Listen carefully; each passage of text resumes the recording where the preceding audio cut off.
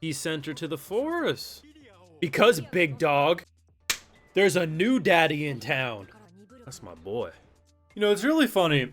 This show came so close to ruining a lot of the goodwill it has built up in me. And I understand I'm a lot more positive towards this show than the vast majority discussing it online. But in the moment, I did actually accept that Artie, just sent a girl away from her parents, which in the moment I was like, that's just kind of funny. He's just basically saying, I'm daddy, I'm in charge, this is what's best for her. But thinking about it, and then seeing the reveal, which I realized what he was doing like a second before it was revealed that she was actually just listening in, I was like, this is actually kind of messed up when you think of it. He knows exactly what it does to a family to lose their kid and not be able to say goodbye. Even if he's saying she was sent to this, nice little forest where she'll learn how to use magic, it still would be incredibly cruel and just not needed.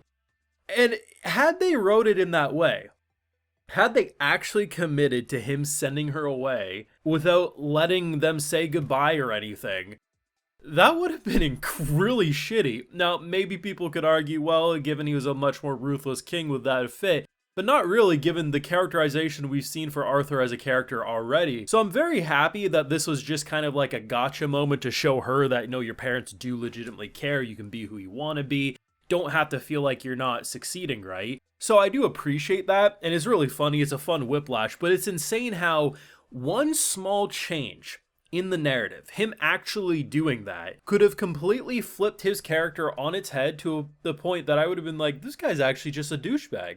Because I've legitimately enjoyed his characterization so far. I like the flashbacks to his original life. I like seeing how he's opening up, and I think despite the issues I have with how they might have wrote that reunion, or, different moments feeling faster paced than they should, ignore the production debacle. Everyone's talked about that well enough, right? Let's actually talk about the meat and potatoes of the show, which is, of course, the story and the characterization.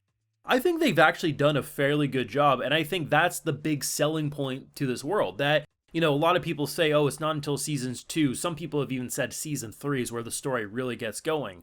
I kind of disagree because while it's a slow burn, and I'm not saying this is a masterpiece, the greatest isekai I've ever seen. I don't think I would be saying that at this point in the source material either. But I do really appreciate the slow burn and actually seeing humanization, just these characterization, these moments that make the character not feel like your run-of-the-mill generic harem MC. And even ignoring the people telling me bluntly, this is not a harem. People might like him, and a blind man can see this girl likes him. At the end of the day, it is not a harem. Like, he doesn't pursue multiple women, he doesn't play those games. That is really nice, but I think the thing that really sells him as an MC is that the way he's responding to situations. I'm gonna sound like a broken record because this is like the third or fourth time I've highlighted this, but when he initially got jumped in the forest after they went into the elven village, he's like, why did she look at me like that? Like, he had skepticism. He's like, I would have done that in my original life, but I really thought I could trust her. He was very paranoid. And then over multiple years, however long he was there, he grew to really appreciate not only her friendship, but this whole dynamic. He's actually grown a decent amount, and I've seen a lot of characters be that fish out of water, the I was evil, or I was a bastard, or I just had an edgy personality in my OG life, and now I'm pretty boy awesome now. I actually think this show's done a really good job with his characterization. So yeah, like, one small tweak, him actually have sent her away, which at face value would seem, and that's initially how I interpreted it, I was like, oh, he knows what's best for her. He knows that it's important to her. He has people that can help. And I imagine if they would have asked, can I go away for a few years scholarship to Elven Village, they would have said no. So he had to do that. But it would have been so shitty to them as parents because it's not like they're abusive. Like, maybe they didn't present their ideas in a easy enough way that a kid wouldn't misinterpret not doing that as being a failure of a kid, right? So in general, I'm actually quite happy with this episode. But yeah, like, they nearly ruined the goodwill they built up by me being like, wait a second, had he actually done that, I don't know how I would have been feeling about old Artie. What's interesting, though, is I wasn't expecting the little sister to be as infatuated and, like, clinging with Arthur this quickly. Now, I mentioned it in last week's video how I actually really appreciate the fact that the parents, even before he returned home, they mentioned how, like, every night they would tell her about her brother, right? And the concept of a brother. So him returning isn't like a who the hell's this, I have to share attention. Like, she understood she had a brother. But given her kind of like skepticism, the way she was clingy to her dad, I figured it would take maybe even into the next season before she would really be super adorable, like, I love my big bro. Maybe there'd be a moment that would make her, but she pretty much right away was like, I love big bro.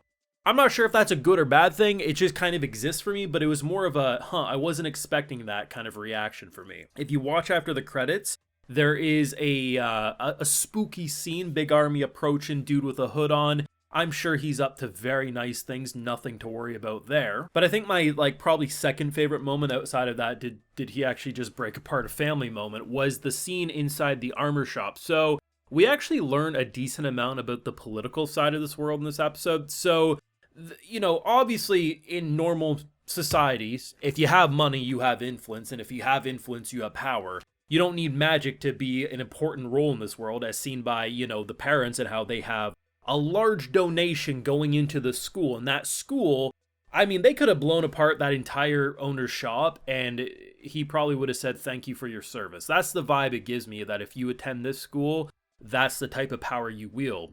However, the families that are the reason your school has funding, you don't step on their toes, because then they will pull their funding back and you'll be shit out of luck. So we actually now know a decent amount about, you know, the political side of this school dynamic, and not only that, the family itself. So I'm interested where we're going to go, because I do imagine, I have been told there's a lot of time skips, but once again, a blind man can see. This isn't going to be the only time skip we get. So I'm interested if there will be one more time skip, most likely to see her then enter school. Maybe he'll go with, because the other parents already pulled back saying like, hey, you don't need to rush to do anything. I was insensitive. But eventually he's going to go to school, I imagine. So that's kind of the vibe I'm getting. But either way, I really like this episode. I think narratively and character-wise, this show is a lot better than I was expecting it to be. And while the production is still far from the best thing I'm watching this season, I do think they've definitely found a better groove in terms of the art style and everything. But yes, if future seasons are a lot more action-oriented, hopefully they do a lot better. Because right now, it's kind of serviceable because it's more of a slice-of-life, character-building isekai right now. But if we get into war arcs, yeah, this type of production's not going to cut it, and it's going to look like ass. But right now, am I having fun? Yeah, but it's crazy how one little turn in a moment could have completely flipped this character on its head.